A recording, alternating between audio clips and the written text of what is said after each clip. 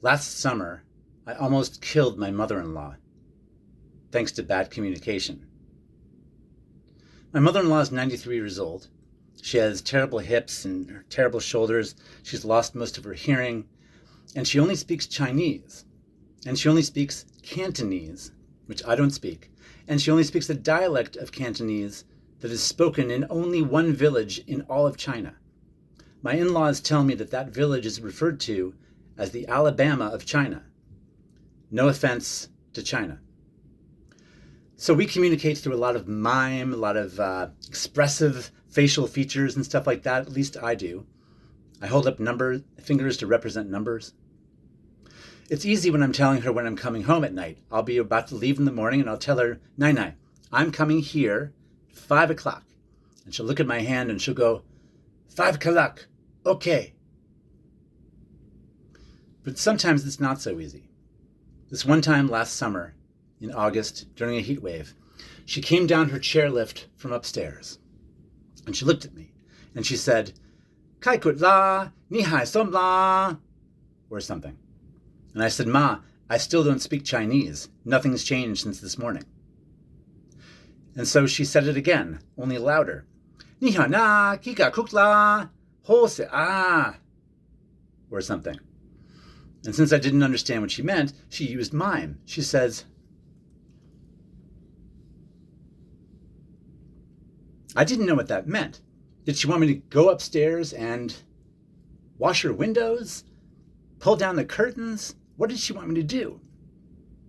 So she got out of her chairlift and she went over to the door that leads downstairs. The house is very much like an Escher house. You have to go downstairs to go upstairs and upstairs to go downstairs. It's very confusing. We went downstairs. She went down in her chairlift and I followed her. Then she had to crawl up the stairs to the back patio and she grabbed a rake and handed it to me.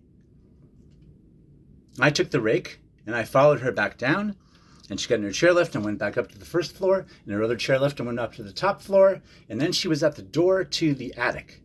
And the door to the attic has a very rickety, narrow ladder almost to get up there, and she's climbing up this ladder.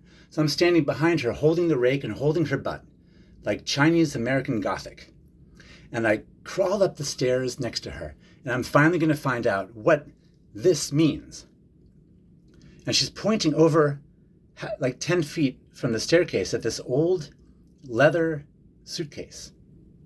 And what I realize she wants me to do is take the rake and pull the suitcase closer to the staircase so she can touch it and look at it or something.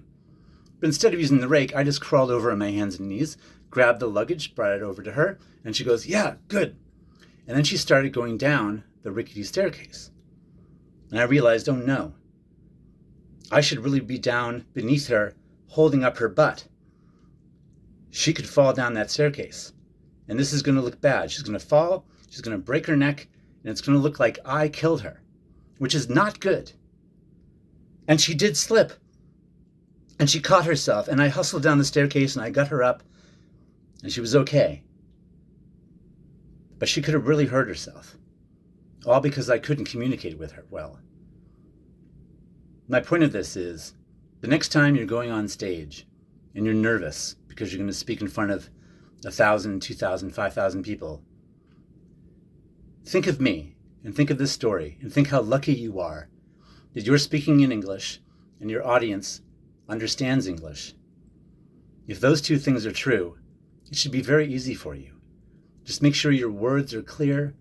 Make sure your physical movements are clear. Don't be afraid to stand still while you're talking. And don't kill your mother-in-law. It's illegal.